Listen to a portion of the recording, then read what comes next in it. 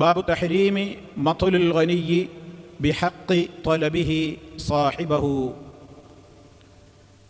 സ്നേഹമുള്ള സഹോദരി സഹോദരന്മാരെ, റിയാദുസ് സാലിഹീനിൽ വിരോധിക്കപ്പെട്ട കാര്യങ്ങൾ ഏതൊക്കെയാണ് എന്ന് ചർച്ച ചെയ്യുന്ന അധ്യായങ്ങളിലൂടെയാണ് നമ്മൾ കടന്നുപോയിക്കൊണ്ടിരിക്കുന്നത്. കഴിഞ്ഞ നമ്മുടെ അവസരത്തിലൂടെ ജന്തുക്കളോടും മനുഷ്യരോടും എല്ലാവരോടും കരുണ കാണിക്കണമെന്നും അവയെ ഉപദ്രവിക്കുന്നതും പീഡിപ്പിക്കുന്നതും അതുപോലെ തന്നെ അവയോട് അനീതി കാണിക്കുന്നതുമൊക്കെ മഹാപാതകമാണ് എന്ന് മനസ്സിലാക്കി തരുന്ന ഹദീസുകളായിരുന്നു നമ്മൾ പഠിച്ചതും മനസ്സിലാക്കിയത്. സാമ്പത്തികമായി ഇടപാടുകളുമായി ബന്ധപ്പെട്ടുകൊണ്ടുള്ള ചില കാര്യങ്ങളിലേക്കാണ് ഇന്ന് ഈ അധ്യായം നമ്മുടെ ശ്രദ്ധ ക്ഷണിച്ചിട്ടുള്ളത്. ബാബു തഹരീമി, ഹറാമാണ് എന്ന് പറയുന്നതിനെ സംബന്ധിച്ചുള്ള അധ്യായം. തഹരീം നമുക്കെല്ലാവർക്കും അറിയാം, ഹറാമാണ്. മത്ലുൽ ഗനിയ്യി, കഴിവുള്ളവൻ സ്വീപ്പാക്കുക. മത്ല് എന്ന് പറഞ്ഞാൽ ശരിക്ക് നാടൻ മലയാളത്തിൽ പറയുകയാണെങ്കിൽ സ്വീപ്പാക്കുക. അതായത് സാമ്പത്തികമായിട്ട് കടം വാങ്ങുന്നു, കടം വാങ്ങിയിട്ട് അത് ചോദിക്കുമ്പോൾ അങ്ങനെ പിന്നെ തരാ, നാളെ തരാ, 1-ാം തീയതി തരാ, 10-ാം തീയതി തരാ എന്ന് പറഞ്ഞിട്ടിങ്ങനെ സ്വീപ്പാക്കുക. ആളിട്ടിങ്ങനെ വട്ടം കറക്കുന്നതിനാണ്, നീട്ടി കൊണ്ടുപോകുന്നതിനാണ് എന്ത് പറയുക, മത്ല് എന്ന് പറയാം. അത് മത്ലുൽ ഗനിയ്യി, അതാണ് കുറ്റകരമാകുന്നത്. ഗനിയ്യ് എന്ന് പറയുമ്പോൾ അതിന് കഴിവുള്ള ആളാണ്, അയാൾക്ക് കൃത്യസമയത്ത് അത് കൊടുത്തു വീട്ടാനുള്ള കഴിവുണ്ട്. അതാണ് ഗനിയ്യ്. കഴിവുണ്ടായിട്ടും ഇട്ട് നീട്ടി കളിപ്പിക്കുന്നത് നിഷിദ്ധമാണ്. എന്ത്? ബിഹഖി ത്വലബിഹി, ഒരാൾ തൻ്റെ ഹക്ക് ആവശ്യപ്പെടുകയാണ് സാഹിബഹു, തൻ്റെ കൂട്ടുകാരനോട്. അഥവാ താൻ സാമ്പത്തികമായി ഇടപാട് നടത്തിയിട്ടുള്ള, കടം കൊടുത്തിട്ടുള്ള വ്യക്തിയോട് സമയമായ ഘട്ടത്തിൽ അത് തിരിച്ചു ചോദിക്കുമ്പോൾ അതിങ്ങനെ സമയത്ത് നൽകാതെ നീട്ടി കൊണ്ടുപോയി ആളെ സ്വീപ്പാക്കുന്ന, എടങ്ങേറാക്കുന്ന ആ പ്രവൃത്തി നിഷിദ്ധമാണ്. ഇതാണ് ഈ അധ്യായത്തിൻ്റെ അർത്ഥം. ബാബു തഹരീമി മത്ലുൽ ഗനിയ്യി ബിഹഖി ത്വലബിഹി സാഹിബഹു. ആദ്യം തന്നെ 2 ആയത്തുകൾ സമാനമായി ഉപോത്ബലകമായത് ഇമാം നവവി റഹ്മത്തുള്ളാഹി അലൈഹി നൽകിയിരിക്കുകയാണ്. ഖാല അല്ലാഹു തആല, ഒന്ന് സൂറത്തുൻ നിസായിലെ 58-ാമത്തെ ആയത്താണ്. ഇന്നല്ലാഹ യഅ്മുറുകും അൻ തുഅദ്ദുൽ അമാനാതി ഇലാ അഹ്ലിഹാ. ഇന്നല്ലാഹ, തീർച്ചയായും അല്ലാഹു, യഅ്മുറുകും, നിങ്ങളോട് കൽപ്പിക്കുന്നു. നിർബന്ധമാണപ്പോൾ, അല്ലാഹു കൽപ്പിക്കുന്നു നിങ്ങളോട്, അൻ തുഅദ്ദു, നിങ്ങൾ കൊടുത്തു വിട്ടണമെന്ന്, അൽ അമാനാത്തി, അമാനത്തുകൾ. അൽ അമാനാത്ത് എന്ന് പറയുമ്പോൾ എല്ലാ അമാനത്തുകളും അതിൽ പെട്ട് കഴിഞ്ഞു. അതൊക്കെ നിങ്ങൾ നിർവഹിക്കണം. ഇലാ അഹ്ലിഹ, അതിൻ്റേതായ അവകാശികൾക്ക്. അപ്പോൾ അതിൽ കടം വാങ്ങിയത് വരും, അതുപോലെ തന്നെ ശമ്പളം നൽകാൻ അവധിയെത്തിയിട്ട് കൊടുക്കാതെ അതിൽ നീട്ടിയിടുന്നത് വരും. ഏതെല്ലാം അമാനത്തുകൾ ഒരാളോട് നിർവഹിക്കുവാൻ ഒരാൾക്ക് കടമയുണ്ടോ അതൊക്കെ നിർവഹിക്കുന്നത് നിർബന്ധമാണ് എന്ന് വിശാലമായ അർത്ഥം ഈ ആയത്തിൽ നിന്ന് നമുക്ക് മനസ്സിലാക്കുവാൻ സാധിക്കും. അപ്പോൾ അമാനത്തുകളുടെ ഗൗരവം സൂചിപ്പിക്കുന്ന കാര്യമാണ് ഇവിടെ ഒന്നാമതായി എടുത്ത് പറഞ്ഞത്. ഇനി രണ്ടാമത് ഇമാം നവവി റഹ്മത്തുള്ളാഹി അലൈഹി തെളിവായി നൽകിയത് വിശുദ്ധ ഖുർആനിലെ ഏറ്റവും വലിയ അധ്യായമാണല്ലോ സൂറത്തുൽ ബഖറ. ആ സൂറത്തുൽ ബഖറയിലെ ഏറ്റവും വലിയ ആയത്തെന്നറിയപ്പെടുന്ന നീളം കൂടിയ ആയത്താണ് ഏത്? ആയത്തു ദൈൻ. ദൈൻ എന്ന് പറഞ്ഞാൽ കടം ഇടപാട് നടത്തുന്നതിൻ്റെ നിയമങ്ങൾ വിശാലമായി വിശുദ്ധ ഖുർആൻ പറഞ്ഞ ഒരു 1.5 പേജോളമുള്ള നിയമങ്ങൾ പഠിപ്പിച്ചിട്ടുള്ളതാണ് കടത്തിൻ്റെതായ നിയമങ്ങൾ. അവിടെ ആ വിശാലമായ നീണ്ട ആയത്തിൽ 283-ാമത്തെ സൂക്തത്തിൽ നമുക്ക് കാണാൻ സാധിക്കും, ഫഇൻ അമിന ബഅദുകും ബഅദൻ ഫൽയുഅദ്ദിൽ ലദി ഉത്മിന അമാനത. ഫഇൻ അമിന ബഅദുകും ബഅദൻ ഫൽയുഅദ്ദിൽ ലദി ഉത്മിന. ഫഇൻ അമിന ബഅദുകും, നിങ്ങളിൽ ഒരാൾ വിശ്വസിച്ചാൽ, ബഅദൻ ചിലരെ, വേറെ വിശ്വസിച്ചിട്ടാണല്ലോ ഒരു അമാനത്തെ ഏൽപ്പിക്കുന്നത്. ഒരു കാര്യം, ഒരു വസ്തു, അല്ലെങ്കിൽ ഒരു വാക്ക്, അല്ലെങ്കിൽ ഒരു സ്വകാര്യം, അതൊക്കെ അമാനത്തിൻ്റെ കാര്യത്തിൽ വരും. ഇവിടെ പറയുന്നത് കടമിടപാടിനെ സംബന്ധിച്ച് തന്നെയാണ്. ഫൽയുഅദ്ദിൽ ലദി ഉത്മിന അമാനതഹു, അമാനത്ത് ഏറ്റെടുത്തയാൾ അത് കൃത്യമായി നിർവഹിക്കുക തന്നെ വേണം. കടത്തെ സംബന്ധിച്ച ആ വചനത്തിൽ വളരെ വിശാലമായിട്ടാണല്ലോ അല്ലാഹു പറഞ്ഞിട്ടുള്ളത്. യാ അയ്യുഹല്ലദീന ആമനു, വിശ്വാസികളെ, ഇദാ തദായൻതും ബിദൈനിൻ ഇലാ അജലിൻ മുസമ്മൻ ഫക്തുബൂ, നിങ്ങൾ എഴുതി വെക്കണം. കടം വാങ്ങുകയാണെങ്കിൽ, കടം കൊടുക്കുകയാണെങ്കിലൊക്കെ നിങ്ങൾ എഴുതി വെക്കണം. എത്ര ചെറുതാണെങ്കിലും വലുതാണെങ്കിലും ഒക്കെ എഴുതി വെക്കണം, അതിലൊന്നും നിങ്ങൾ മടി കാണിക്കരുത് എന്നൊക്കെയാണല്ലോ ആയത്തുദ്ദൈൻ, കടത്തിൻ്റെ ആയത്ത് എന്ന പേരിൽ അറിയപ്പെടുന്ന ആ വിശാലമായ ആയത്തിലുള്ളത്. അതിൻ്റെ ഇടയിലുള്ളൊരു ഭാഗമാണ് ഇപ്പോൾ നമ്മൾ ഈ കേട്ടത്. അപ്പോൾ ഈ രണ്ട് ആയത്തുകളും, ഒന്ന് അമാനത്തിൻ്റെ കാര്യം, മറ്റത് കടവുമായി ബന്ധപ്പെട്ട കാര്യത്തെ സംബന്ധിച്ച് കൃത്യമായി പറഞ്ഞ വിഷയമാണ്. അപ്പോൾ നമ്മൾ ഇതിൽ ഒന്നാമതായി ഈ ഹദീസ്, ഒരൊറ്റ ഹദീസ് ഇതിൽ ഇമാം നവവി റഹ്മത്തുള്ളാഹി അലൈഹി ഉദ്ധരിച്ചിട്ടുള്ളൂ. അത് തന്നെ അത് മനസ്സിലാക്കി തീർക്കുവാൻ വേണ്ടി നമ്മൾ വേറെ കുറേ കാര്യങ്ങൾ ഉപോത്ബലകമായി പറയേണ്ടതും മനസ്സിലാക്കേണ്ടതുമുണ്ട്. ഒന്ന്, വഅൻ അബീ ഹുറൈറത റളിയല്ലാഹു അൻഹു അന്ന റസൂലല്ലാഹി സ്വല്ലല്ലാഹു അലൈഹി വസല്ലമ ഖാല മത്ലുൽ ഗനിയ്യി ളുൽമുൻ വഇദാ ഉത്ബിയ അഹദുക്കും അലാ മലീഇൻ ഫൽയത്ബഅ മുത്തഫഖുൻ അലൈഹി മഅന ഉത്ബിഅ ഉഹീല. മഹാനായ അബൂ ഹുറൈറ റളിയല്ലാഹു തആല അൻഹുവിൽ നിന്ന് ഉദ്ധരിക്കപ്പെടുന്ന ഈ ഹദീസ്, അദ്ദേഹം പറയാണ്, അള്ളാഹുവിൻ്റെ റസൂൽ പറഞ്ഞിരിക്കുന്നു, മത്ലുൽ ഗനിയ്യി, കഴിവുള്ളവൻ നീട്ടിക്കൊണ്ടുപോകൽ, കടമിടപാട് നീട്ടിക്കൊണ്ടുപോകൽ, അത് വീട്ടാതെ മനുഷ്യനെ ബുദ്ധിമുട്ടിക്കൽ, ളുൽമുൻ, അത് കടുത്ത അക്രമമാണ്. കടുത്ത അക്രമമാണത്, ഹറാമായ സംഗതിയാണത്. ഇനി രണ്ടാമത്തെ ഭാഗം എന്താണ്? വൈദാ ഉത്ബിഅ അഹദുക്കും, നിങ്ങളിൽ ഒരാളോട് പറയാണ്, നീ ഉത്ബിഅ എന്ന് പറഞ്ഞാൽ മറ്റൊരാളിലേക്ക് അത് ചേഞ്ച് ചെയ്യാണ്. അതായത് ഞാനൊരാളിൽ നിന്ന് 1,00,000 രൂപ കടം വാങ്ങിയിട്ടുണ്ട്. അയാൾക്കത് തിരിച്ചു കൊടുക്കേണ്ട സമയമായപ്പോൾ അയാൾ എന്നോട് ചോദിക്കുന്നു. അപ്പോൾ ചോദിക്കുമ്പോൾ ഞാൻ അയാളോട് പറയാണ്, ഞാൻ കടം വാങ്ങിയ ആളോട് പറയാണ്, നിങ്ങൾക്ക് തരാനുള്ള പൈസ വേറൊരാൾ തരും, അയാളും ഞാനുമായിട്ട് ഇടപാടുണ്ട്, അയാൾ എനിക്ക് 1,00,000 തരാനുണ്ട്, അപ്പോൾ അയാൾ നിങ്ങൾക്ക് തരും എന്ന് ഞാൻ നേരിട്ട് തന്നെ അത് കൊടുക്കാതെ മറ്റേ ആളിൽ നിന്ന് നിങ്ങൾക്ക് വാങ്ങാവുന്നതാണ് എന്ന് പറഞ്ഞാൽ, അതാണ് അലാ മലീഇൻ എന്ന് പറയുന്നത്. വൈദാ ഉത്ബിയ അഹദുക്കും, നിങ്ങളിൽ ഒരാളോട് പ്രത്യേകം വേറൊരാളുടെ കാര്യത്തെ സംബന്ധിച്ച് നിങ്ങളോട് പറഞ്ഞാൽ, അലാ മലീഇൻ, അയാൾക്കതിന് വീട്ടാൻ കഴിവുള്ള സമ്പന്നനാണ്, അങ്ങനെയുള്ള ഒരാളെ ചൂണ്ടിയിട്ട് നിങ്ങൾ അയാളിൽ നിന്ന് ആ കടം കിട്ടാനുള്ള കാശ് വാങ്ങിക്കോളൂ, ഞാൻ പറഞ്ഞോളാം എന്ന് പറഞ്ഞാൽ, ഫൽയത്ബഅ, നിങ്ങൾ മടി കൂടാതെ അത് സ്വീകരിച്ചോളണം. അത് ഞാൻ നിങ്ങളോട് ഇടപാട്, എനിക്ക് അയാളോട് ഇടപാടില്ലാന്ന് നിങ്ങൾ പറയരുത്. അങ്ങനെ പറയാം, അതിൻ്റെ ചില ഘട്ടങ്ങളുണ്ട്, അത് ഇൻഷാ അല്ലാഹ് വിശദീകരിക്കുമ്പോൾ മനസ്സിലാവും. അപ്പോൾ ഈ ഒരൊറ്റ ഹദീസായുള്ള 2 ആയത്തുകളും ഇതിൽ നമ്മൾ മനസ്സിലാക്കിയിരിക്കേണ്ടത്, കടവുമായി ബന്ധപ്പെട്ടുകൊണ്ടുള്ള ഏറ്റവും പ്രധാനപ്പെട്ട ഒരുപാട് കാര്യങ്ങൾ നമ്മൾ മനസ്സിലാക്കേണ്ടത്. ഇന്ന് ലോകത്ത് എല്ലാവരും ഇടപാട് നടത്തുന്ന ഒരു കാര്യമാണ് ഈ കടം എന്ന് പറയുന്നത്. അപ്പോൾ അതുകൊണ്ട് തന്നെ ഇസ്ലാമികമായിട്ട് അത് വളരെ ഗൗരവമുള്ളൊരു വിഷയമാണ്. പക്ഷേ പല ആളുകളും ഇന്ന് കടത്തിൻ്റെ കാര്യത്തിൽ അത്ര ഗൗരവം കാണാറില്ല എന്നുള്ളതാണ് വാസ്തവം. എന്നാൽ ഇസ്ലാമികമായ അതിൻ്റെ നിയമം, ഒന്നാമതായി ഇസ്ലാം കടം കൊടുക്കാൻ വളരെ പ്രോത്സാഹിപ്പിച്ചിട്ടുണ്ട്. കാരണം മനുഷ്യൻ ബുദ്ധിമുട്ടിയിട്ടാണല്ലോ ഈ കടം ചോദിക്കുന്നത്. അപ്പോൾ അതുകൊണ്ട് തന്നെ കടം കൊടുക്കാനുള്ള പ്രോത്സാഹനങ്ങൾ വിശുദ്ധ ഖുർആനിലും അതുപോലെ തന്നെ ഹദീസുകളിലും ഒക്കെ നമുക്ക് കാണുവാൻ സാധിക്കും. മഹാനായ നബി സല്ലല്ലാഹു അലൈഹി വസല്ലമ നമുക്കത് കൃത്യമായി പഠിപ്പിച്ചു തന്നതുമാണ്. കടം നൽകുന്നതിൻ്റെ മഹത്വം എന്താ പറഞ്ഞത്? അത് ഒരു സുന്നത്തായ കാര്യമാണ്. നിർബന്ധമാണോ? ഒരാൾ എന്നോട് കടം ചോദിച്ചു, ഞാൻ അയാൾക്ക് കടം കൊടുക്കൽ അതൊരു നിർബന്ധമാണോ അതോ കേവലം ഒരു പുണ്യകർമ്മമാണോ? ഇത് ചർച്ച ചെയ്തിട്ടുണ്ട് പണ്ഡിതന്മാർ വളരെ വിശദമായി. അതിൻ്റെ മഹത്വം പറഞ്ഞിട്ടുണ്ട്.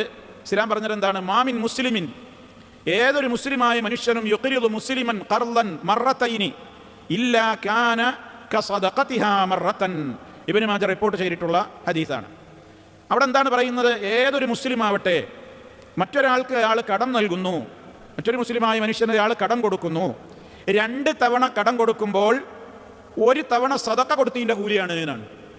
അപ്പോൾ നമ്മളൊരാൾക്ക് കടം കൊടുത്തു കഴിഞ്ഞാൽ ആ കൊടുത്ത സംഖ്യയുടെ പകുതി അയാൾക്ക് സദഖ കൊടുത്തതിൻ്റെ കൂലിയാണ് എന്നാണ്. 2 തവണ ഒരാൾക്ക് സദഖ കൊടുത്താൽ, 2 തവണ ഒരാൾക്ക് കടം കൊടുത്താൽ ഒരിക്കൽ സദഖ കൊടുത്തതിൻ്റെ സമ്പൂർണ്ണമായൊരു സദഖയുടെ പ്രതിഫലമാണ് എന്ന് നബി സല്ലല്ലാഹു അലൈഹി വസല്ലം പറഞ്ഞു എന്ന് സഹാബിമാരിൽ നിന്നുള്ള റിപ്പോർട്ടിൽ നമുക്ക് കാണുവാൻ സാധിക്കും. അപ്പോൾ അതുകൊണ്ട് തന്നെ അടിസ്ഥാനപരമായി ഇതിൻ്റെ നിയമം എന്താണെന്ന് ചോദിച്ചാൽ നമ്മൾ പഠിച്ചിരിക്കണം. അൽ അസ്ലു ഫി ഹുക്മിൽ ഖർളി ബിന്നിസ്ബതി ലിൽ മുഖരിളി അന്നഹു സുന്നത്തുൻ മുസ്തഹബ്ബ വലൈസ വാജിബൻ. അടിസ്ഥാനപരമായിട്ടുള്ള നിയമം എന്താണ്? കടം കൊടുക്കുന്നതിൻ്റെ വിധി എന്ന് പറയുന്നത് ഒരു സുന്നത്താണ്, അത് നിർബന്ധമൊന്നുമല്ല. കാരണം എന്താണ്? വദാലിക ലിമാ ഫീഹി മിനൽ ഇഹ്സാനി ഇലൽ മുസ്ലിം വസദ്ദി ഹാജതിഹി വതൻഫീസി ഖുർബതിഹി. അതിൽ ഒരു മുസ്ലിമായ മനുഷ്യനോട് നമ്മൾ നന്മ ചെയ്യുകയാണ്, അവൻ്റെ ആവശ്യങ്ങൾ നിവർത്തിച്ചു കൊടുക്കുകയാണ്, അവൻ്റെ പ്രയാസങ്ങൾക്ക് നമ്മൾ ഒരു അറുതി വരുത്തുകയാണ്.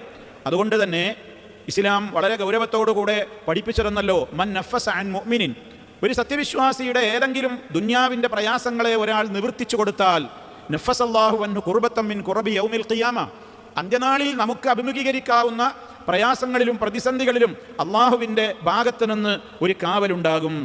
വമൻ യസ്സറ അലാ മുഅ്സിരിൻ, ഞെരുക്കമുള്ള ഒരാൾക്ക് ആരെങ്കിലും എളുപ്പം ചെയ്തു കൊടുത്താൽ, യസ്സറല്ലാഹു അലൈഹി ഫി ദുനിയാ വൽ ആഖിറ, ദുനിയാവിലും ആഖിറത്തിലും അള്ളാഹു അവൻ്റെ കാര്യങ്ങളും എളുപ്പമാക്കും. അപ്പം ആ ഹദീസൊക്കെ നമുക്ക് പഠിപ്പിച്ചു തരുന്നത് എന്താ? വല്ലാഹു ഫി ഔനിൽ അബ്ദി, അള്ളാഹു ഒരു അടിമയെ സഹായിച്ചുകൊണ്ടേയിരിക്കും. എപ്പോഴൊക്കെ? മാ കാനൽ അബ്ദു ഫീ ഔനി അഖീഹി, ഒരാൾ തൻ്റെ സഹോദരന് ഹെൽപ്പ് ചെയ്യുമ്പോഴൊക്കെ അള്ളാഹുവിൻ്റെ ഭാഗത്തു നിന്നുള്ള ഹെൽപ്പുകൾ അവനും കിട്ടിക്കൊണ്ടിരിക്കും. ഇതൊക്കെ സഹിഹായ ഹദീസുകളാണ്.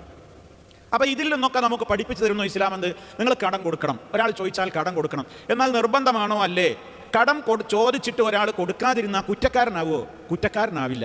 അത് നമ്മൾ പഠിച്ചിരിക്കേണ്ട നിയമമാണ്. പലപ്പോഴും നമുക്കുണ്ടാകുന്ന ഒരു സംശയമാണ്, എൻ്റെ കയ്യിൽ ഒരാൾ കടം ചോദിക്കുകയാണ്, എൻ്റെ അടുത്ത് കൊടുക്കാൻ കാശുണ്ട്, പക്ഷെ ഞാൻ കൊടുക്കുന്നില്ല, എങ്കിൽ ഞാൻ കുറ്റക്കാരനാകുമോ?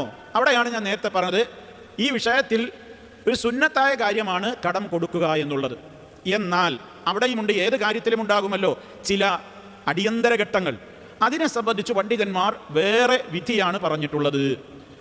അവിടെ ഒരു മനുഷ്യനെ സംബന്ധിച്ചിടത്തോളം അവന് സുന്നത്താണ് എന്ന് പറഞ്ഞാൽ എന്താണ്? അവൻ ചെയ്താൽ അവന് കൂലിയുണ്ട്, ചെയ്തിട്ടില്ലെങ്കിൽ അവൻ നരകക്കാരനോ അതുപോലെ തന്നെ കുറ്റവാളിയോ ഒന്നും ആകുന്നില്ല. പ്രത്യേകിച്ച് അവൻ്റെ കയ്യിലുള്ള പണം ഉപയോഗപ്പെടുത്തിയിട്ട് അവൻ പല കാര്യങ്ങളും ചെയ്യാൻ വേണ്ടി കാത്തുവെച്ചതാകും. അതേപോലെ തന്നെ അവൻ്റെയും കുടുംബത്തിൻ്റെയും പല പ്രശ്നങ്ങൾക്കും ചെലവഴിക്കാൻ വേണ്ടി സ്വരുക്കൂട്ടി വെച്ചതാകും. അപ്പം അതിൽ നിന്നൊക്കെ എടുത്ത് കൊടുക്കൽ അവന് വാജിബൊന്നുമല്ല, എന്നാൽ സുന്നത്താണ്. ഇതാണ് അതിൻ്റെ വിധി. ചില ഘട്ടങ്ങളിൽ വിധി മാറും എന്ന് ഞാൻ നേരത്തെ പറഞ്ഞല്ലോ. അത് പണ്ഡിതന്മാർ പറയാണ് ഖദ് യഖ്റുജുൽ ഖർദു. എന്നാൽ ഈ കടം കൊടുക്കുക എന്നുള്ളത് അൻ ഹുക്മിഹിൽ അസ്ലി, അടിസ്ഥാനപരമായിട്ട് ഇപ്പോൾ എന്താണെന്ന് പറഞ്ഞത്? നിർബന്ധമല്ല, സുന്നത്തുള്ളൂ. ഒരാൾ ചോദിച്ചാൽ നമ്മളെടുത്തുണ്ടെങ്കിൽ കൊടുക്കൽ അത് നിർബന്ധമൊന്നുമല്ല. നമ്മൾ കുറ്റക്കാരനൊന്നും ആവില്ല കടം കൊടുത്തില്ലെങ്കിൽ. പുണ്യകർമ്മമാണ്, വലിയ പുണ്യമാണ്. ഒരു ഹാഫ് സദക്കയുടെ പുണ്യം നമ്മൾ 1000 കൊടുക്കണമെങ്കിൽ 500 വെറുതെ കൊടുത്ത കൂലിയാണ്. 1,00,000 കൊടുക്കുകയാണെങ്കിൽ 50,000 സദക്ക കൊടുത്ത കൂലിയാണ് എന്നൊക്കെയാണല്ലോ ഇപ്പോൾ പറഞ്ഞ് നേരത്തെ ഹദീസിൻ്റെ താല്പര്യം.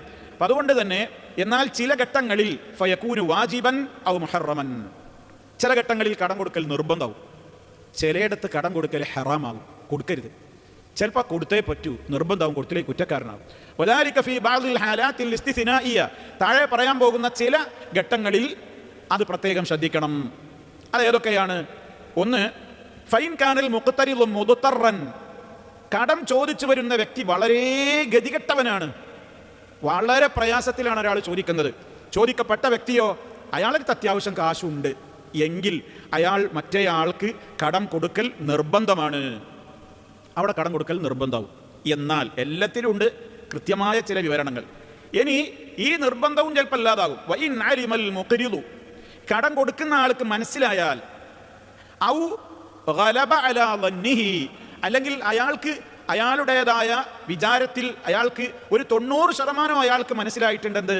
അന്നൽ മുഖ്തരിള, ഈ കടം ചോദിച്ചു വന്ന വ്യക്തിക്ക് ഞാനിപ്പോൾ കാശ് കടം കൊടുത്താൽ യസ്രിഫുഹു, അയാളത് ചെലവഴിക്കും ഫീ മഅസിയത്തിൻ ഔ മക്റൂഹിൻ, ഇയാൾ വല്ല പാപങ്ങളും തെമ്മാടിത്തവും ചെയ്യാൻ വല്ല ഹറാമും ചെയ്യാൻ വേണ്ടിയിട്ടാണ് ഈ പണം ചെലവഴിക്കുക എന്ന് ഇയാൾക്ക് ബോധ്യമായാൽ കാന ഹറാമൻ, അപ്പം കടം കൊടുക്കൽ എന്താവും? ഹറാം. അയാൾക്ക് സഹായിക്കാൻ പാടില്ല. വലിയ കാര്യത്തിൽ കടം ചോദിക്കുന്നുണ്ടാവും, അവനക്ക് വേറെ എന്തെങ്കിലും തോന്നിയാസം ചെയ്യാനായിരിക്കും, അപ്പോൾ കൊടുക്കൽ ഹറാമാകും. വിഷയത്തിൻ്റെ ഗൗരവമനുസരിച്ച് ചിലപ്പോൾ അത് കറാഹത്തുമായി മാറും, കറാഹത്തോ ഹറാമോ ഒക്കെയായി മാറും. ഇനി പിന്നെ അതേ അവസരത്തിൽ ചില ഘട്ടങ്ങളിൽ നിർബന്ധമാകും എന്ന് ഞാൻ നേരത്തെ പറഞ്ഞല്ലോ. അവിടെയും എന്താണ്? ഷെയ്ഖ് മുഹമ്മദ് സാലിഹുൽ ഉസൈമീൻ റഹിമഹുല്ലാ അദ്ദേഹം പറഞ്ഞു, വയജിബുൽ ഖർളു അഹ്യാനൻ ഫീമാ ഇദാ കാനൽ മുഖ്തരിദു മുദ്തറൻ, ചോദിച്ചു വരുന്നയാൾ വളരെ പ്രയാസത്തിലാണെന്ന് മനസ്സിലായിട്ടുണ്ട്, അപ്പോൾ അത് നിർബന്ധമാണ്. അയാൾക്ക് കടം കൊടുത്താലല്ലാതെ അയാളുടെ പ്രതിസന്ധിയിൽ നിന്ന് അയാളെ രക്ഷപ്പെടുത്താനാവില്ല. എന്നാൽ ഒരാളുടെ കയ്യിൽ അതിന് ഉണ്ടെങ്കിലേ അയാൾക്ക് നിർബന്ധമാവുകയുള്ളൂ. ആ പൈസയാണ് കൊടുത്തു കഴിഞ്ഞാൽ ഇയാളുടെ കുടുംബം പട്ടിണിയാകും, അല്ലെങ്കിൽ ഇയാൾ എന്തോ കാര്യത്തിന് വേണ്ടി നീക്കി വെച്ചതാണ്, അക്കാര്യം നടക്കൂല എന്ന് വന്നാൽ ഇയാളെ സംബന്ധിച്ചിടത്തോളം കൊടുക്കൽ അവിടെ എന്തല്ല? നിർബന്ധമല്ല. ചോദിക്കുന്ന ആൾ എത്ര പ്രയാസപ്പെട്ട ആളായാലും ശരി, ഇയാളുടേതായ ആവശ്യങ്ങൾക്ക് വേണ്ടി നീക്കി വെച്ചതാണ്, അതിപ്പോൾ കൊടുത്താൽ ആ സമയത്ത് കിട്ടൂല എന്ന് വന്നാൽ കടം കൊടുക്കൽ അയാളെ സംബന്ധിച്ചിടത്തോളം നിർബന്ധമല്ല. ഇയാൾക്ക് മാനുഷികമായിട്ട് അയാൾ കൊടുക്കുകയാണെങ്കിൽ കൊടുക്കാം എന്നാണ്. ഫശ്തറത്തൽ ഉലമാ ഇദ്ദത ശുറൂത്തിൻ, പല നിബന്ധനകളും പണ്ഡിതന്മാർ ഈ വിഷയത്തിൽ വെക്കുന്നുണ്ട്. ഹത്താ യകൂനൽ ഖർളു വാജിബൻ അലൽ മുഖ്രിദി, ഒരാൾ കടം ചോദിച്ചാൽ കടം കൊടുക്കൽ നിർബന്ധമാകാൻ പ്രധാനപ്പെട്ട 2-3 ഷർത്തുകൾ പറയുന്നുണ്ട്. ഒന്ന് അൻ യകൂനൽ മുഖ്തരിദ് മുൽത്തറൻ, ഞാൻ നേരത്തെ പറഞ്ഞതുപോലെ തന്നെ കടം ചോദിച്ചു വരുന്നയാൾ വളരെ അത്യാവശ്യക്കാരനാണ്. ഇതുപോലെ അയാൾ ഒരു ഓപ്പറേഷന് വേണ്ടിയിട്ടാണ് കാശ് ചോദിക്കുന്നത്. ആ ഓപ്പറേഷൻ നടന്നിട്ടില്ലെങ്കിൽ അയാൾ മരിച്ചു പോവും. അല്ലെങ്കിൽ ആ നിലക്കുള്ള ശാരീരികമായിട്ട് ഏതെങ്കിലും ഒരു പ്രതിസന്ധിയിൽ നിന്ന് അയാൾക്ക് കരകയറാൻ കഴിയൂല, അയാളെ ജീവന് തന്നെ ഭീഷണിയുണ്ട്. ആ നിലക്ക് അല്ലെങ്കിൽ അയാൾ ജയിലിൽ അടക്കപ്പെടും. അങ്ങനെയൊക്കെയുള്ള വല്ലാത്തൊരു പ്രതിസന്ധിയിലാണോ, അത്തരം കാര്യങ്ങളെക്കുറിച്ചാണ് ലറൂറത്ത്, വളരെ നിർബന്ധ സാഹചര്യം എന്ന് പറയുന്നത്. ഒരു നിബന്ധന അതാണ്, അങ്ങനത്തെ കടം കൊടുക്കൽ നിർബന്ധമാവും. തീർന്നിട്ടില്ല, ഒരു ഉപാധി മാത്രമല്ല. ഇത് രണ്ടാമത്തതോ അല്ലാ തൻതഫിയ ലറൂറത്തഹു ഇല്ലാ ബിൽ ഖർളി, കടം കൊടുത്താലല്ലാതെ അവന്റെ പ്രതിസന്ധിയിൽ നിന്ന് രക്ഷപ്പെടാനാവില്ലെന്ന് ബോധ്യമായാലേ നിർബന്ധമാവുകയുള്ളൂ. അതാണ് ഏതെങ്കിലും വിധത്തിൽ മറ്റേതെങ്കിലുമൊക്കെ വിധത്തിൽ അവന് ജമ്മിയാകളെ ഏതെങ്കിലും ചാരിറ്റി സംഘടനകളെയോ മറ്റാളുകളെയോ ഒക്കെ സമീപിച്ചാൽ അവൻ്റെ പ്രശ്നത്തിന് പരിഹാരമാകുന്ന ഒരു കേസാണിത് എന്ന് കണ്ടാൽ ഇയാൾക്ക് അങ്ങോട്ട് റെഫർ ചെയ്യാം. ഇയാൾ കൊടുക്കൽ എന്തല്ല, ഒരു നിർബന്ധമല്ല. മൂന്നാമത്തെ നിബന്ധന, ഈ കടം ചോദിക്കപ്പെട്ടിട്ടുള്ള വ്യക്തിയുടെ കയ്യിൽ അയാളുടേതായ അത്യാവശ്യ കാര്യം കഴിച്ചിട്ടുള്ള പണം ഉണ്ടെങ്കിലേ അയാൾക്ക് കൊടുക്കൽ നിർബന്ധമാവുകയുള്ളൂ. ഇതൊക്കെയാണ് ഈ വിഷയത്തിലുള്ള 3 നിബന്ധനകൾ. നാലാമത്തെ ഒരു നിബന്ധന കൂടി ചേർത്ത് പറയുന്നുണ്ട്. എന്താ? കടം കൊടുക്കുന്ന വ്യക്തിക്ക് ബോധ്യമുണ്ടെന്ത്, ഇയാളെ കൊണ്ടത് വീട്ടാൻ കഴിയൂല. ഞാനത് കൊടുത്തിട്ട് കാര്യമില്ല, ഇയാളെ കൊണ്ടത് വീട്ടാൻ കഴിയൂല, വലിയ എമൗണ്ടാണ് ചോദിക്കണത്. അപ്പോൾ അതുകൊണ്ട് അയാൾക്കത് വീട്ടാൻ കഴിയൂല എന്ന് എനിക്ക് ബോധ്യമുണ്ടെങ്കിൽ 1. 2, അയാൾ വീട്ടെന്നൊക്കെ പറയുന്നുണ്ട്, പക്ഷെ സ്വീപ്പാക്കുന്ന ആളാണ്, വാങ്ങിയാൽ ഇങ്ങനെ നീട്ടിയിട്ട് അത് വളരെ പ്രയാസപ്പെടുത്തുന്ന ആളാണ് എന്ന് കണ്ടാലും കൊടുക്കൽ നിർബന്ധമില്ല. അപ്പം ഈ ഉപാധികളൊക്കെ പാലിച്ചുകൊണ്ട് ഒരാളെ സംബന്ധിച്ചിടത്തോളം ഒറ്റൊരാൾ കടം ചോദിക്കുകയാണെങ്കിൽ ഇപ്പറഞ്ഞ കാര്യങ്ങൾക്കൊക്കെ നിയമങ്ങൾക്കും ഉപാധികൾക്കും വിധേയമായിക്കൊണ്ടാണ് എന്താവുക, കടം കൊടുക്കൽ, ചോദിച്ചാൽ കൊടുക്കൽ നിർബന്ധമാവുക. അത് നമ്മളോട് കടം ചോദിച്ചു വരുന്നവൻ്റെ അവസ്ഥയും സാഹചര്യവും കാണുമ്പോൾ നമുക്ക് മനസ്സിലാകും. അതിൽ നിന്ന് ഓരോരുത്തർക്കും തീരുമാനമെടുക്കാം. ബാക്കി അവനും അള്ളാഹുവിൻ്റെ അടുക്കലുള്ള ഇടപാടാണത്. അതുകൊണ്ട് തന്നെ ആ വിഷയത്തിൽ എത്രത്തോളം മാനുഷികമായി ഇടപെടാൻ കഴിയാവുന്നതാണെങ്കിൽ ഇടപെടുക. അതല്ല തനിക്ക് ചില പ്രയാസങ്ങളുണ്ട്, ഇപ്പം കൊടുത്താൽ തനിക്കത് തിരിച്ചു കിട്ടൂല, സമയത്തിന് കിട്ടൂല, ഒന്നുകിൽ അയാൾ അങ്ങനെ ഒരു ഉഴപ്പണ ആളാണ്, അല്ലെങ്കിൽ അയാളെ കൊണ്ടത് വീട്ടാൻ കഴിയൂല എന്നൊക്കെ തോന്നുകയാണെങ്കിൽ എനിക്ക് എൻ്റേതായ പ്രശ്നങ്ങൾക്ക് നീക്കി വെച്ചൊരു സംഖ്യയുമാണ്, ഇതങ്ങ് കൊടുത്തു കഴിഞ്ഞാൽ ഞാൻ പിന്നെ പ്രശ്നത്തിലാകും എന്നൊക്കെ വരുമ്പോൾ അയാളെ സംബന്ധിച്ചിടത്തോളം അയാൾ കടം കൊടുക്കൽ അയാൾക്ക് എന്തല്ല, വാജിബല്ല. ഇതാണ് ആ വിഷയത്തിൽ കർമ്മശാസ്ത്രപരമായി ഈ വിഷയത്തെ വളരെ ഗൗരവത്തോടുകൂടെ വിശദീകരിച്ചിട്ടുള്ള ഉലമാക്കളെല്ലാം എത്തിച്ചേർന്നിട്ടുള്ള ഒരു കൃത്യമായ അവരുടെ തീരുമാനം. ഇനി ഞാൻ നേരത്തെ പറഞ്ഞല്ലോ, സ്വതക്കയേക്കാളും മഹത്വമേറിയതാണോ കടം നൽകൽ? സ്വതക്കയേക്കാളും മഹത്വമുണ്ടോ? ചില ഹദീസുകളൊക്കെ ആ വിധത്തിൽ വന്നിട്ടുണ്ടെങ്കിലും അങ്ങനെ സ്വതക്കയേക്കാൾ മഹത്വമാണ് കടം നൽകൽ എന്നുള്ളതിൻ്റെ വന്നിട്ടുള്ള റിപ്പോർട്ടുകളൊന്നും സഹീഹല്ല. എന്നാൽ മാക്സിമം എത്രത്തോളമേ ആകുന്നുള്ളൂ, ഒരു പകുതി ഒരാൾ സ്വതക്ക കൊടുക്കുന്നതിൻ്റെ മഹത്വം ഈ ഒരാൾക്ക് കടമായി നൽകിയാൽ ഉണ്ട്. എന്നാൽ അവധി എത്തിക്കഴിഞ്ഞിട്ട് നീട്ടിക്കൊടുക്കുന്നതും അല്ലാതെ തന്നെ നീട്ടിക്കൊടുക്കുന്നതൊക്കെ വലിയ പുണ്യമുള്ള സംഗതിയാണ്. അത് വേറെ റിപ്പോർട്ടുകളിൽ നമുക്ക് വായിക്കുവാനും സാധിക്കും. ഒരാൾ നമ്മളുടെ അടുക്കൽ നിന്ന് 1,00,000 കടം വാങ്ങി അയാൾ പറഞ്ഞു നമ്മളോട്, ഞാനൊരു 2 മാസം കൊണ്ടാണ് നിങ്ങൾക്ക് തിരിച്ചു തരിക. അങ്ങനെ അത് എന്നോട് അയാൾ പറഞ്ഞിട്ടുണ്ട്. 1 മാസം കഴിഞ്ഞപ്പോൾ ഞാനിങ്ങനെ സ്വന്തം പറയണത്, നിങ്ങൾ എനിക്കത് ഒരു 3 മാസം കഴിഞ്ഞിട്ട് തന്നാൽ മതി. അവധിയൊന്നും ആയിട്ടില്ല. അവധി എത്തുന്നതിൻ്റെ മുമ്പ് തന്നെ ഞാൻ അയാളോട് പറയാണ്, ഒന്നുകിൽ അയാളുടെ പ്രയാസം മനസ്സിലാക്കിയിട്ടാവാം, അല്ലെങ്കിൽ എന്തെങ്കിലും കാരണത്താലാവാം, ഞാൻ അയാളോട് പറയണേ, നിങ്ങൾ 2 മാസം എന്ന് പറഞ്ഞത് അങ്ങനെ തന്നെ കണിശരൊന്നും വേണ്ട, നിങ്ങൾ പ്രയാസപ്പെടണ്ട, അവധി എത്തിയതിൻ്റെ മുമ്പ് തന്നെ ഞാൻ പറയണത് നിങ്ങൾ ഒരു മാസവും കൂടിയൊക്കെ നീട്ടിക്കോളൂ എന്ന് 1 മാസം കഴിഞ്ഞപ്പോൾ തന്നെ ഞാൻ പറയണം, 2 മാസം ആയിട്ടല്ല. അങ്ങനെ പറയുന്ന ഒരു രീതിയുണ്ട്. അതേപോലെ അവധി എത്തിയിട്ട് നീട്ടിക്കൊടുക്കുന്ന രീതിയുമുണ്ട്. 1-ാം തീയതി തരാമെന്ന് പറഞ്ഞതാണ്. ആ 1-ാം തീയതി എത്തിയപ്പോൾ ഞാൻ ചോദിക്കുമ്പോൾ അയാൾ പറയണേ, ഞാൻ പ്രയാസക്കാരനാണ്, ഞെരുക്കക്കാരനാണ്, നിങ്ങൾ എനിക്കൊന്ന് ഡേറ്റ് നീട്ടിത്തരണം എന്ന് പറയുമ്പോൾ അത് ഡേറ്റ് ആയിട്ട് നീട്ടിക്കൊടുക്കലാണ്. രണ്ടും തമ്മിലുള്ള വ്യത്യാസം ഹദീസുകളിൽ വ്യക്തമാണ്. പരിശുദ്ധ ഖുർആനിൽ നമുക്ക് കാണാൻ സാധിക്കും, ഇൻ കാന ദൂ ഉസ്റ ഫനളിറത്തുൻ ഇലാ മൈസറ, സൂറത്തുൽ ബഖറ 280. ഈ കടവുമായി ബന്ധപ്പെട്ടുകൊണ്ടുള്ള ആയത്തിലാണ് ഇതൊക്കെയുള്ളത്. വഇൻ കാന ദൂ ഉസ്റത്തിൻ, കടം വാങ്ങിയിട്ടുള്ള വ്യക്തി വളരെ ഞെരുക്കക്കാരനാണെന്ന് നിങ്ങൾക്ക് മനസ്സിലായി കഴിഞ്ഞാൽ ഫനളിറത്തുൻ ഇലാ മൈസറ, അയാൾക്ക് എളുപ്പമുള്ള ഒരു ഡേറ്റിലേക്ക് നിങ്ങൾ കാലതാമസം കൊടുക്കണം. മൈസറത്ത് എന്ന് പറഞ്ഞാൽ എന്താ? എളുപ്പമുള്ളൊരു അവധി. എളുപ്പമുള്ളൊരു അവധിയിലേക്ക് അദ്ദേഹത്തിന് നിങ്ങൾ കാലതാമസം കൊടുക്കണം എന്ന് പറഞ്ഞു. മാത്രമല്ല നിങ്ങൾക്ക് വിട്ടുകൊടുക്കാൻ കഴിയുമോ? ആയത്തിൻ്റെ വാക്യം അതാണ്. നിങ്ങൾ നീട്ടിക്കൊടുക്കലല്ല, അതിനേക്കാണ് ഹൈറുള്ളൊരു പണിയുണ്ട്. അതെന്താ? വഅൻ തസദ്ദഖൂ ഖൈറുൽ ലക്കും ഇൻ കുൻതും തഅലമൂൻ. അല്ലാതെ പ്രയാസം കണ്ടപ്പോൾ നമുക്ക് തോന്നി, നിങ്ങൾ ഇനി തരണ്ട, ഞാനത് നിങ്ങൾക്ക് സ്വതക്കയിട്ട് തന്നു. വഅൻ തസദ്ദഖൂ ഖൈറുൽ ലക്കും, നിങ്ങളത് ധർമ്മമായിട്ട് വിട്ടുകൊടുക്കുകയാണെങ്കിൽ അതാണ് നിങ്ങൾക്ക് നല്ലത്, നിങ്ങൾ അറിയുന്നവരാണെങ്കിൽ.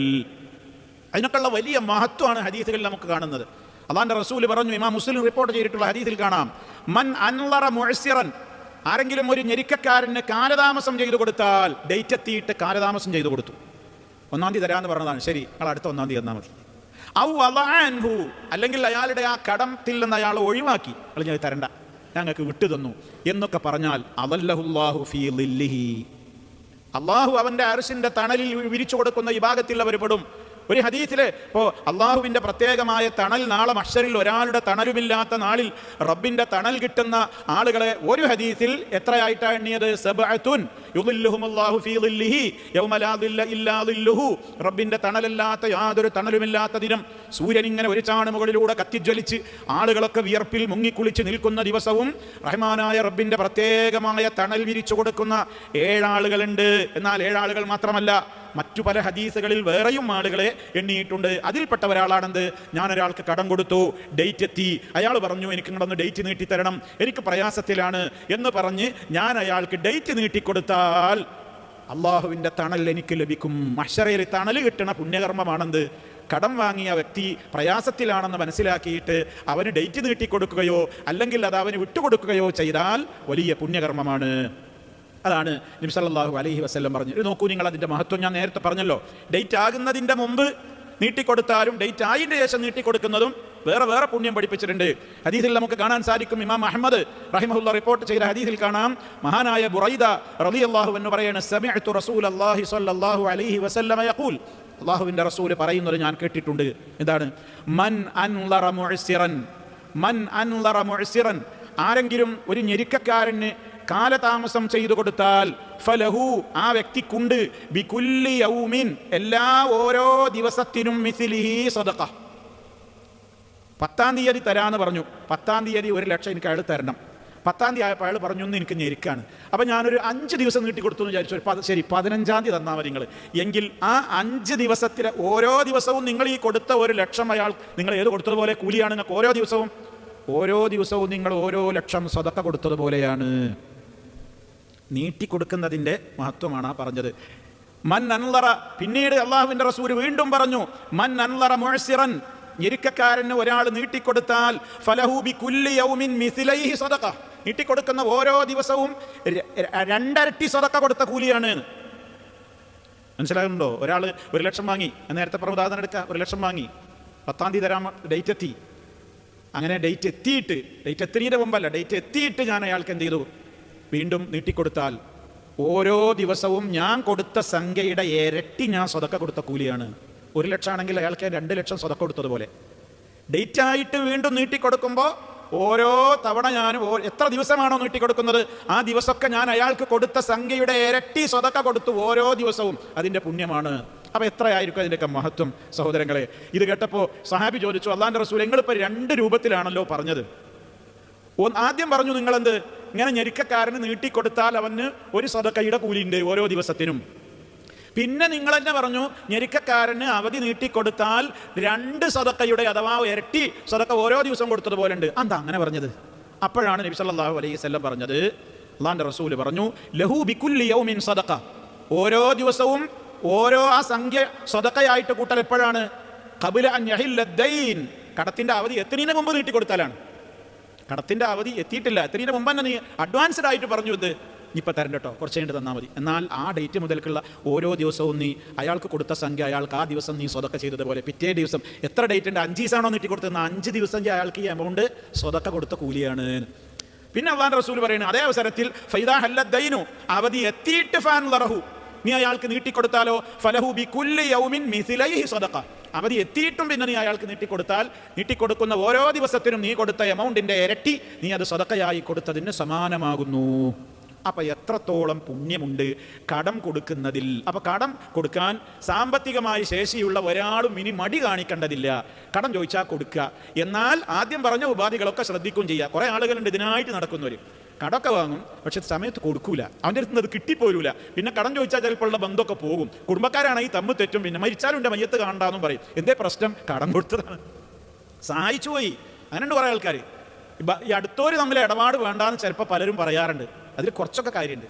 എന്താ കാര്യം എന്ന് പറയുക, വലിയ ക്ലോസ് ആയിട്ട് നടക്കണോല് സാമ്പത്തിക ഇടപാടുകൾ നടത്താതിരിക്കല നല്ലത്. കാരണം ഈ സമ്പത്തിൻ്റെ പേരിൽ, ഇടപാടിൻ്റെ പേരിൽ തമ്മിൽ തെറ്റിയാൽ പിന്നെ ആ തമ്മിൽ തെറ്റലിനൊരു അഗാധമായ മുറിവാണത്, വലിയൊരാഴാണ് അതിനുള്ളത്. പിന്നെ എന്നോട് ചോദിച്ചില്ലേ, ഒരിക്കൽ ഇന്ന വിശ്വാസമല്ലേ, എത്രത്തോളം അള്ളാഹ് പറഞ്ഞതാ എഴുതി വെക്കണം എന്ന്. കടത്തിൻ്റെ കാര്യത്തിൽ എഴുതി വെക്കണം എന്ന് അള്ളാഹുടെ കൽപ്പനയാണ്. നിങ്ങളത് എഴുതി വെക്കണം. അത്ര ചെറുതാണെങ്കിലും വലുതാണെങ്കിലും നിങ്ങൾ എഴുതി വെക്കണം. എഴുതി വെച്ചോളും, സാക്ഷിയൊക്കെ ഉണ്ടായിക്കോളും, ഡേറ്റും ഒക്കെ എന്നാ ഡേറ്റ് തിരിച്ചു തരാന്നൊക്കെ അതൊക്കെ എഴുതി വെക്കണം എന്ന് ഖുർആൻ പറഞ്ഞതാണ്. അള്ളാൻ്റെ ആയത്താണത്. പക്ഷേ ഇന്ന് സമൂഹങ്ങാനും അത് ചോദിച്ചാൽ അങ്ങനെ ഉണ്ടാവും. നിങ്ങൾ എന്നോട് പൈസ കടം ചോദിച്ചു, ഞാൻ നിങ്ങളോട് പറയുന്നത് എപ്പോഴാ തരിക, ഡേറ്റ് പറയും. ഞാൻ എൻ്റെ ഡയറി എടുത്തിട്ട് പറയുന്നത് ഇന്നാലിന്നയാൾക്ക് ഇന്ന ദിവസം ഞാൻ അയാൾ ഇത്രാം തീയതി എനിക്ക് തിരിച്ചു തരാമെന്ന വ്യവസ്ഥയിൽ ഞാനിതാ 1,00,000 കൊടുത്തിരിക്കുന്നു. അത് എഴുതി അതിന് 2 സാക്ഷികൾ എഴുതി ഒപ്പിട്ട് വെക്കണം എന്നാണ് പറയുന്നത്. ഇതൊന്ന് പറഞ്ഞു നോക്കണം നമ്മളൊരുത്തനോട്. ആഹാ, അതിന് പഞ്ചരത്നം വാങ്ങണം, അതിനിപ്പോൾ എനിക്ക് എന്നോട് ചോദിക്കണം, അതെന്താ എഴുതി വെക്കണത്, എനിക്ക് ഇന്ന് എത്ര വിശ്വാസമല്ലേ, അതാണ് ഈ ആളല്ലേ.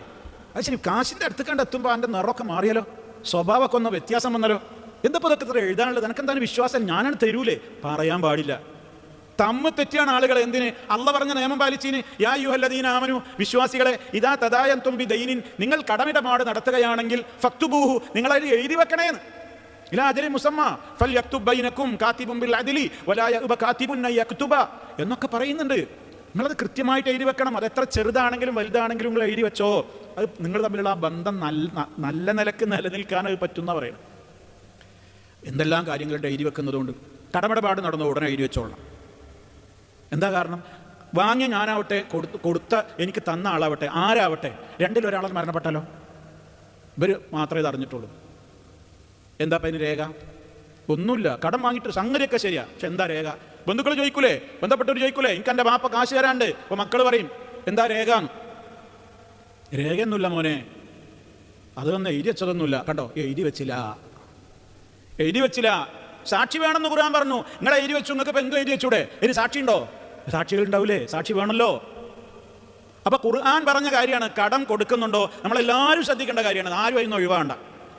നിങ്ങൾ 1000 ദിർഹംസ് കടം കൊടുക്കുന്നുണ്ടോ? എഴുതി വെച്ചോ. പറ്റുന്നുണ്ടെങ്കിൽ 2 സാക്ഷികളെയും വെച്ചോ. 2 സാക്ഷികളെ കൊണ്ട് വിവരം പറഞ്ഞോ, അവൻ്റെ അടുത്ത് വാങ്ങിയിട്ടുണ്ടോ? നിങ്ങളെ ഭാര്യനോട് പറഞ്ഞോ, അല്ലെങ്കിൽ ബന്ധപ്പെട്ടവരോട് പറഞ്ഞോ, മക്കളോട് പറഞ്ഞോ, ആരെങ്കിലും ആയിട്ട് അത് അറിയണം. അല്ലെങ്കിൽ എന്താ അതിന് പ്രൂഫ് എന്താ? അതുകൊണ്ടാണ് ഇസ്ലാം ഇതിലൊക്കെ എത്ര ഗൗരവത്തോടു കൂടെ സംസാരിക്കുന്നത്. അപ്പോൾ സമയമായിട്ട് നമ്മളൊരാൾക്ക് ആ നിലക്ക് കടം കൊടുക്കുക, അത് കടം നീട്ടിക്കൊടുക്കുക, അതുപോലെ തന്നെ അവധി എത്തിയുന്നതിന് മുമ്പ് നീട്ടിക്കൊടുക്കുക, അവധി എത്തിയിട്ട് നീട്ടിക്കൊടുക്കുക, ഇതിലൊക്കെ വലിയ പുണ്യം പറഞ്ഞിട്ടുണ്ടെങ്കിലും ഇസ്ലാമികമായിട്ട് വളരെ ഗൗരവം അതിൻ്റെ മറുവശമായിട്ടും അള്ളാഹ് പറഞ്ഞിട്ടുണ്ട്. അതാണ് ഇസ്ലാമിൻ്റെ പ്രത്യേകത. അള്ളാഹ് ഒരു ഭാഗത്തു കൂടെ ആയത്തുകളിലൂടെ ഹദീസുകളിലൂടെയൊക്കെ എന്ത് പറഞ്ഞു? കടം കൊടുക്കാൻ പ്രോത്സാഹിപ്പിച്ചു. കാരണം ലോകത്ത് ആരും കടം കൊടുക്കണില്ലെങ്കിൽ പാവങ്ങൾ എങ്ങനെ ജീവിക്കുക? അവൻ പിന്നെ പലിശക്ക് എടുക്കണ്ടേ? അവന് പിന്നെ വട്ടിപ്പലിശക്കാരുടെ പിന്നാലെ പോകണ്ടേ? അപ്പം അതുകൊണ്ട് ഈ ഭാഗം അള്ളാഹു ക്ലിയറാക്കി പഠിപ്പിച്ചു, കൊടുക്കണം.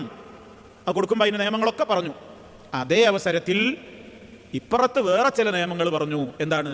നിങ്ങൾ ദയവായി കടം വാങ്ങരുത്. അതതിൻ്റെ അപ്പുറം പറഞ്ഞു.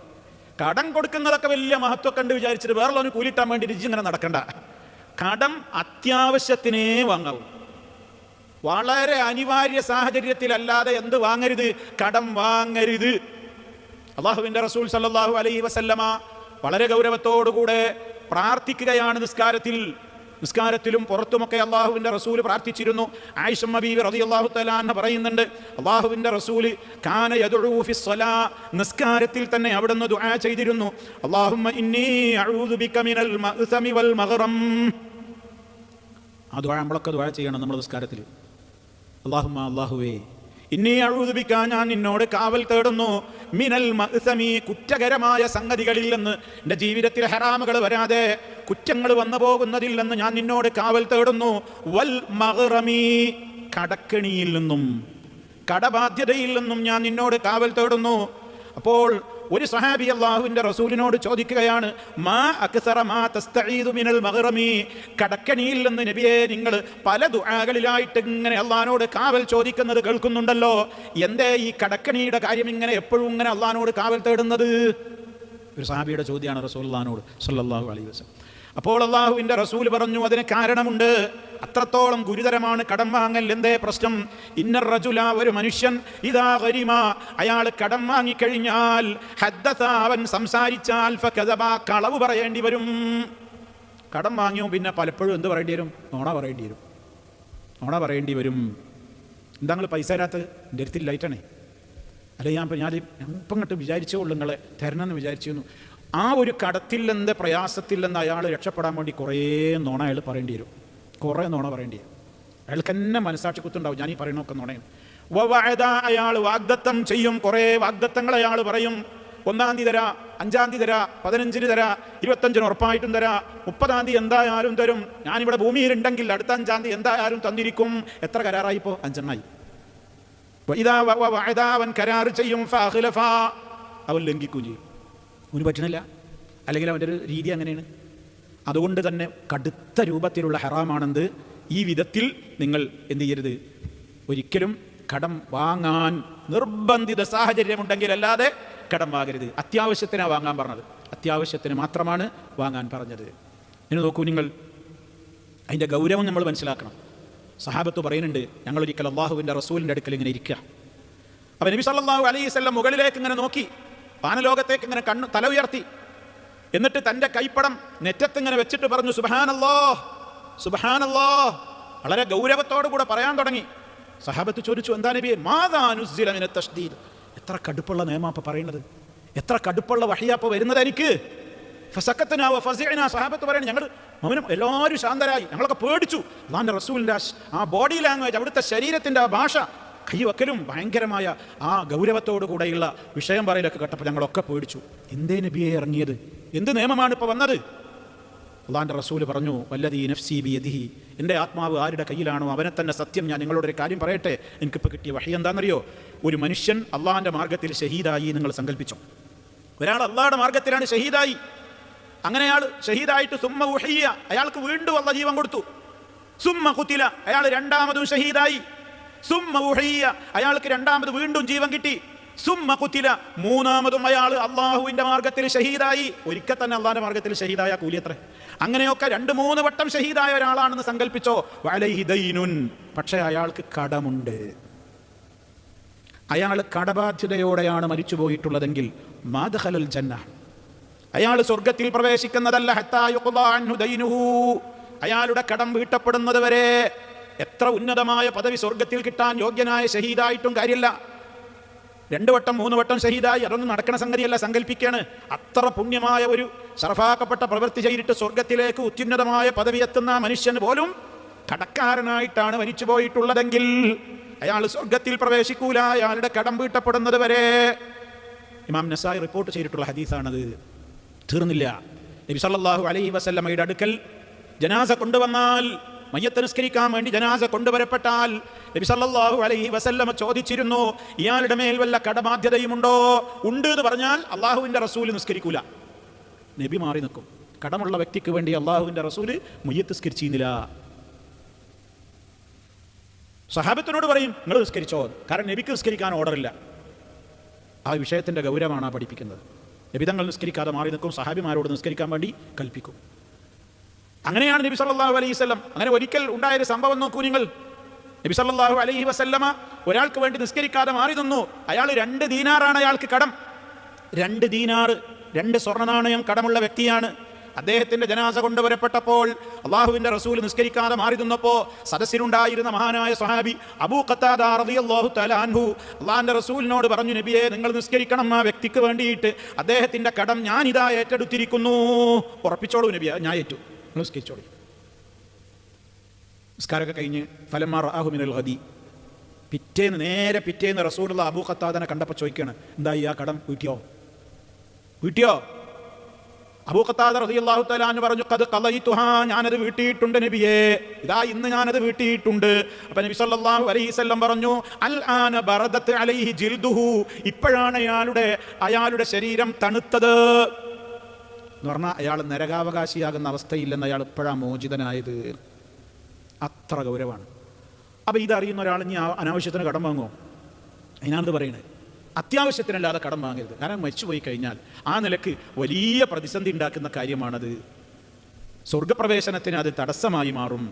എത്രയാണോ ആ വിഷയത്തിൽ സഹോദരങ്ങളെ, ഇയ്യാക്കും വദ്ദൈൻ, നിങ്ങൾ കടം വാങ്ങുന്നത് സൂക്ഷിക്കണേ. ഉമർ ഖത്താബ് റളിയല്ലാഹു അൻഹു പറയാറുണ്ടായിരുന്നു, നിങ്ങൾ കടം വാങ്ങുന്നത് സൂക്ഷിക്കണേ. ഫഇന്ന അവ്വലഹു ഹമ്മുൻ, അതിൻ്റെ തുടക്കം മുതലേ നിങ്ങൾക്ക് ഹമ്മു പിടിപെടും. കടം വാങ്ങിയോ അത് മുതൽ നിങ്ങൾക്ക് ടെൻഷൻ തുടങ്ങും. വആഖിറഹു ഹർബുൻ, അതിൻ്റെ അവസാനം പിന്നെ നിങ്ങൾ യുദ്ധത്തിലായിരിക്കുന്നു. മാനസംഘർഷവും മറ്റു കാര്യങ്ങളും എല്ലാം കൊണ്ടുപോയിട്ട് യുദ്ധസമാനമായ അവസ്ഥയിലേക്കായിരിക്കും കടം നിങ്ങളെ എത്തിക്കുക. മഹാനായ അബ്ദുല്ലാഹി ഇബ്നു ഉമർ റളിയല്ലാഹു തആല അൻഹു പറയാറുണ്ട്, ഇത്തഖില്ലാഹ വലാ തമുതു അലൈക ദൈൻ, കടമുണ്ടായിരിക്കെ മരിച്ചു പോകുന്ന അവസ്ഥ വരാതെ സൂക്ഷിക്കണേ. അള്ളാഹിനെ സൂക്ഷിക്കണേ. കാരണം ഫയുഖദു മിൻ ഹസനാതിക, നിന്റെ നന്മയാണ് അതിന് പകരം മഹ്ശറിൽ തിരിച്ചെടുത്തു കൊടുക്കുക. ലാ ദീനാർ സമ്മ വലാ ദിർഹം, അവിടെ ദീനാറും ദിർഹം ഒന്നുമല്ല കടം വിട്ടുക, നമ്മൾ ചെയ്ത നിസ്കാരവും നോമ്പും സക്കാത്തും ഹജ്ജൊക്കെ എടുത്താണ് കൊടുക്കുക. അതുകൊണ്ടാണ് നമ്മുടെ ഇടപാട് അവിടെ തീർക്കുക. അതുകൊണ്ട് വളരെ ഗൗരവത്തോടുകൂടെ ഇസ്ലാം എന്ത് ചെയ്യാണ്, അത് പഠിപ്പിച്ചു തന്നിരിക്കുകയാണ്, നിങ്ങൾ അങ്ങനെ കൊടുക്കരുതേ. എന്നാൽ ഒരാളെ സംബന്ധിച്ചിടത്തോളം അയാൾ കടം വാങ്ങുന്നു, കടം വാങ്ങുമ്പോൾ അയാളുടെ മനസ്സിൽ അയാൾ ഉറപ്പിച്ച് വിശ്വസിക്കണമെന്ത്, എനിക്കിത് വീട്ടാൻ കഴിയും, ഞാനിത് വീട്ടും എന്ന സതുദ്ദേശത്തോടെയേ വാങ്ങാവൂ, ഇതേ കടം വാങ്ങാവൂ. എനിക്കിത് വീട്ടും, ഞാനത് വീട്ടും. അത് വീട്ടൂലേ എന്നിപ്പോൾ എങ്ങനെ അറിയാം? അത് അള്ളയല്ലേ ഇടപാട്, മഹ്ശറിൽ അള്ളയല്ലേ വിചാരണ. നല്ല ഉറപ്പുണ്ടെങ്കിലേ വാങ്ങാവൂ. അതല്ലെങ്കിൽ അയാളെ സംബന്ധിച്ചിടത്തോളം അയാൾക്ക് 99% അയാൾക്കറിയാം. അതുപോലെ തന്നെ മശ്റൂആയ കാര്യങ്ങൾക്ക് വേണ്ടി മാത്രമേ കടം വാങ്ങാവൂ. മൂന്നാമത്തെ നിബന്ധനയാണ് മശ്റൂആയ കാര്യങ്ങൾക്ക് വേണ്ടി മാത്രം.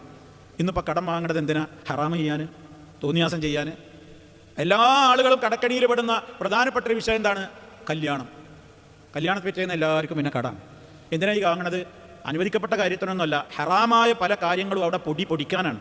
അപ്പുറത്ത് അങ്ങനെ നടക്കുന്നുണ്ട്, ഇവിടെ ഇങ്ങനെ നടക്കുന്നുണ്ട്, അവിടെ മഞ്ഞ കല്യാണം, ഇവിടെ മെഹന്തി, ഹെൽദി, അതേപോലെ തന്നെ അറബിക് നൈറ്റ്, മറ്റേ നൈറ്റ്, പാകിസ്ഥാനി നൈറ്റ്, പല പേരിലുള്ള നൈറ്റുകൾ. പിന്നെ ഇപ്പോഴാ മീഡിയ ഏത് തുറന്നു നോക്കിയാലും ഇപ്പോൾ തട്ടുകടയാണ്. പുയാപ്പള തട്ടുകട, മറ്റേ സഫീറിൻ്റെ തട്ടുകട, മറ്റേ സൗദാബി തട്ടുകട. ഇങ്ങനെ എന്നിട്ട് പെണ്ണിനെ ആദ്യത്തെ ദിവസം തന്നെ ഓനെ കൊണ്ടൊരു പച്ച ബെൽറ്റും ഒരു തലീക്കെട്ടൊക്കെ കെട്ടിച്ച് പെണ്ണിനെ ഒരു പഴയ താത്താൻ്റെ പെങ്കുപ്പായവും, ഇപ്പോൾ എന്താണ് നമ്മുടെ നാട്ടിലൊക്കെ മലപ്പുറത്തൊക്കെ പറയുന്ന മാതിരി ആ വെള്ളക്കാച്ചി തുണിയും ഒരഞ്ഞാണൊക്കെ വെച്ചിട്ട് പ്രത്യേക മോഡലിൽ ആ തട്ടൊക്കെ നെടിയിച്ചിട്ട് ഇവരെന്ത് ചെയ്യണം, അവിടെ ഒരു തട്ടുകട റെഡിയാക്കിയിട്ടുണ്ടാവും. എന്നിട്ട് അവിടെ കുടുംബങ്ങളൊക്കെ കൂടിയാണും പെണ്ണും പോയി എന്നിട്ട് ഇവനെ കൊണ്ട് ഓംലെറ്റ് ചൊടിക്കുക, ചായ ഉണ്ടാക്കിക്കുക, എന്നിട്ട് അതിങ്ങനെ കുടിക്കുക. എന്നിട്ട് ഇപ്പോൾ അതാണ് പുതിയ ട്രെൻഡ്. എന്ത്? പുതിയാപ്പള തട്ടുകട. എത്ര ആയിരങ്ങൾ അതിനൊക്കെ വേണ്ടി പഠിക്കുന്നത്. ആണും പെണ്ണും വളരെ മിങ്കിൾ ചെയ്ത് സ്റ്റേജിൽ എല്ലാ തോന്നിവാസങ്ങളും എത്രായിരമാണ് ചെലവഴിക്കുന്നത്. ഏതൊക്കെ വിധത്തിലുള്ള കാര്യങ്ങളാണ് ചെയ്തു കൂട്ടുന്നത്. ഉള്ളോനിക്ക് ചെയ്യാനും അത് അവനിക്ക് തന്നെ ഹറാമ്. അല്ലാത്തവനോ കടം വാങ്ങിയിട്ടാണ് ചെയ്യണത്. കടം വാങ്ങിയിട്ട് ചെയ്യാണ്, ലോൺ എടുത്ത് ചെയ്യാണ്. മശ്റൂ അല്ലാത്ത അള്ളാഹു അനുവദിച്ചിട്ടുള്ള വിഷയത്തിൽ ഒരാൾ കടം വാങ്ങൽ ഒരാൾക്ക് ഹലാലാകുന്നതിൻ്റെ മൂന്നാമത്തെ നിബന്ധനയാണ് ഞാൻ പറയുന്നത്. അൻ യകൂന ഫീ അംരിൻ മശ്റൂഇൻ, ശറഇൽ അനുവദിക്കപ്പെട്ട കാര്യത്തിന് വേണ്ടി മാത്രമായിരിക്കണം കടം വാങ്ങുന്നത്. അല്ലെങ്കിൽ അവൻ്റെ കടം വാങ്ങൽ തന്നെ എന്താണ്? ഹറാമാണ്. ആലോചിച്ച് നോക്കും, അത്രത്തോളം ഗുരുതരാണ്. ഓരോരുത്തരും ഇങ്ങനെ ആലോചിച്ചാൽ മതി, ഞാനങ്ങനെ കടം വാങ്ങിയിട്ടുണ്ടെങ്കിൽ അത് ഏത് വിഷയത്തിലാണ് എന്നൊക്കെ ഓരോരുത്തരും ചിന്തിക്കാം. ഇനി അതോടൊപ്പം നമ്മൾ മനസ്സിലാക്കേണ്ടത്, ഒരാൾക്ക് അങ്ങനെ വീട്ടാൻ സാധിച്ചില്ല, എളുപ്പം എന്താ ചെയ്യുക? അള്ളാഹ് നീതിമാനല്ലേ. അവിടെ ഈ നബി സല്ലല്ലാഹു അലൈഹി വസല്ലം പറഞ്ഞു, മൻ അഖദ അംവാലൻ നാസ്, ആരെങ്കിലും ജനങ്ങളുടെ സമ്പത്ത് കൈപ്പറ്റിയാൽ, ജനങ്ങളിൽ നിന്ന് കാശ് കടം വാങ്ങിയാൽ, യുരീദു അദാഅഹാ, ആത്മാർത്ഥമായും അത് കൊടുക്കുമെന്ന് ഉദ്ദേശിച്ചിട്ട് തന്നെയായിരുന്നു ഒരാൾ വാങ്ങിയതെങ്കിൽ, പക്ഷേ അയാൾക്കത് കൊടുക്കാൻ പറ്റിയില്ല, അദ്ദല്ലാഹു അൻഹു, അത് അള്ളാഹ് വീട്ടിക്കോളും.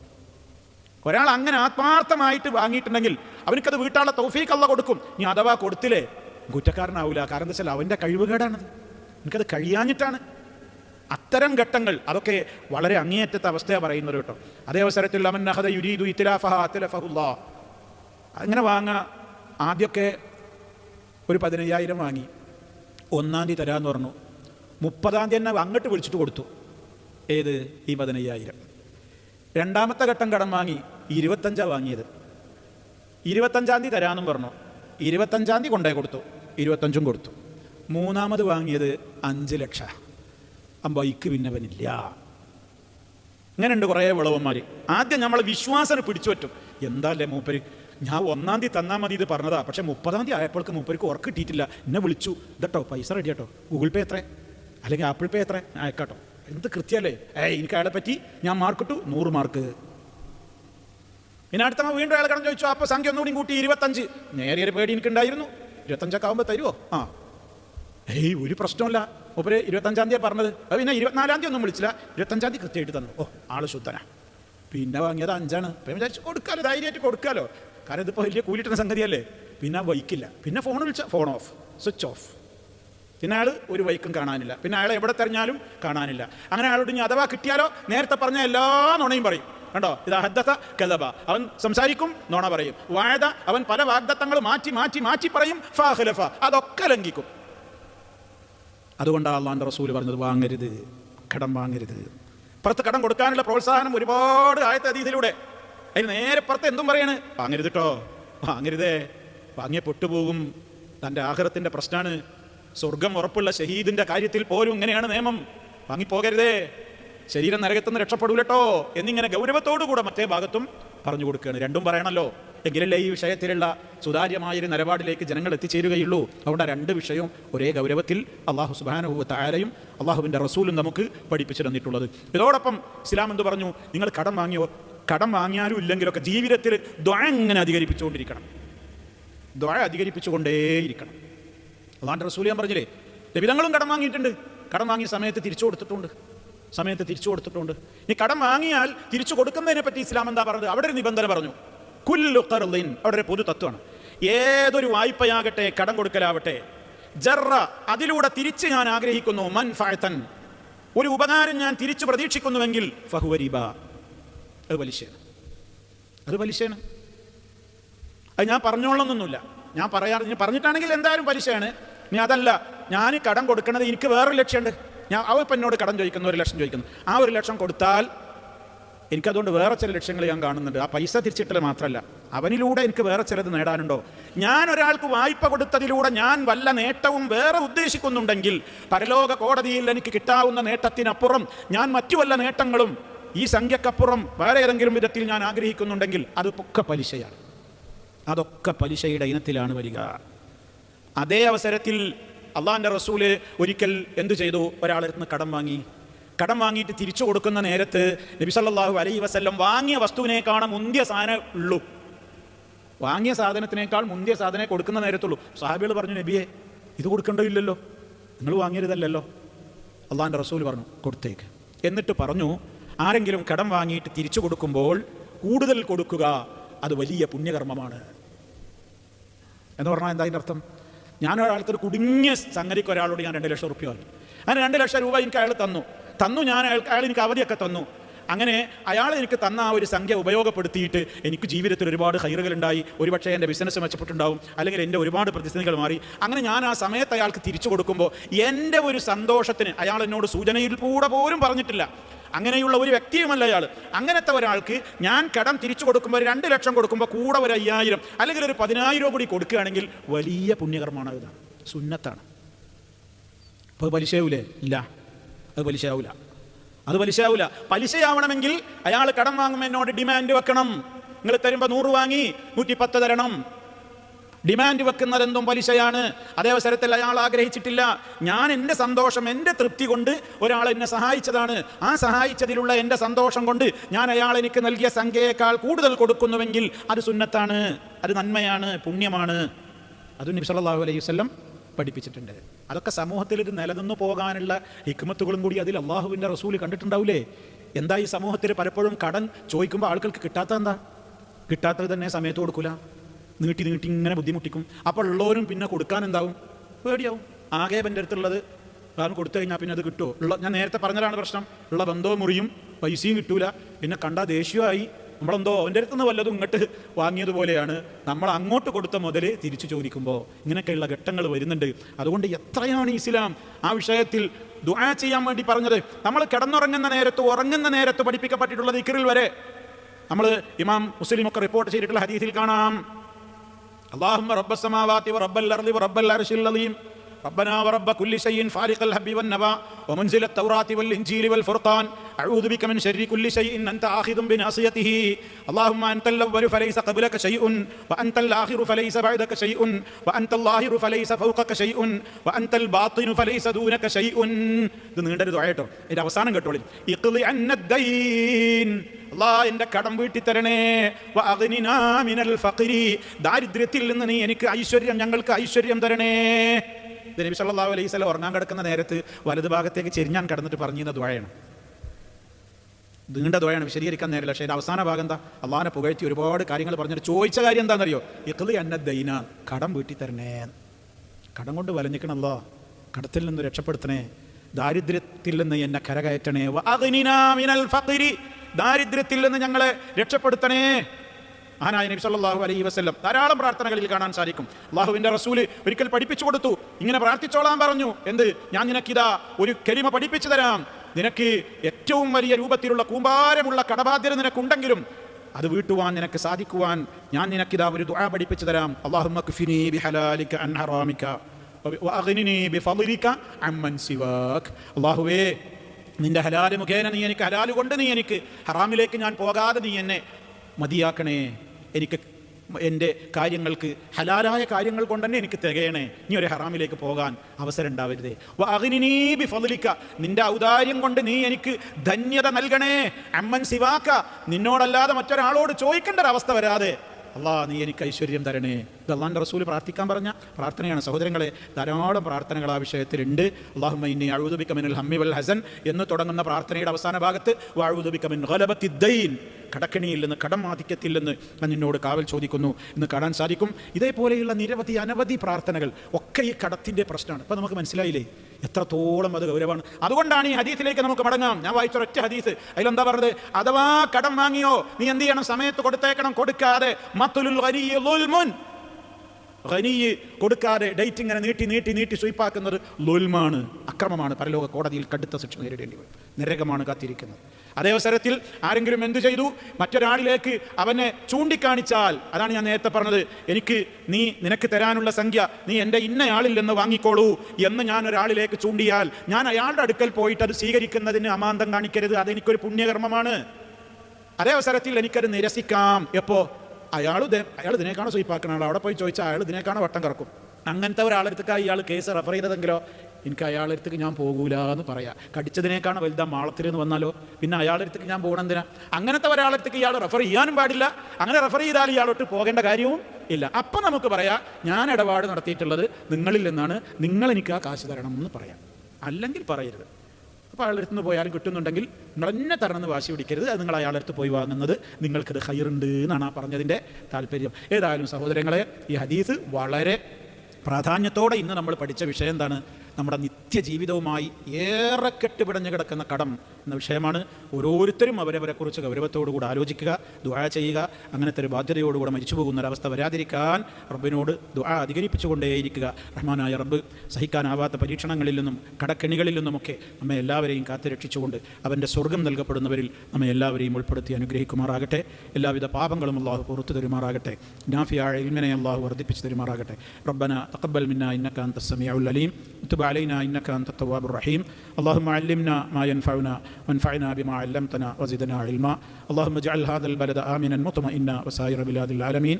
ربنا آتنا في الدنيا حسنة وفي الآخرة حسنة وقنا عذاب النار.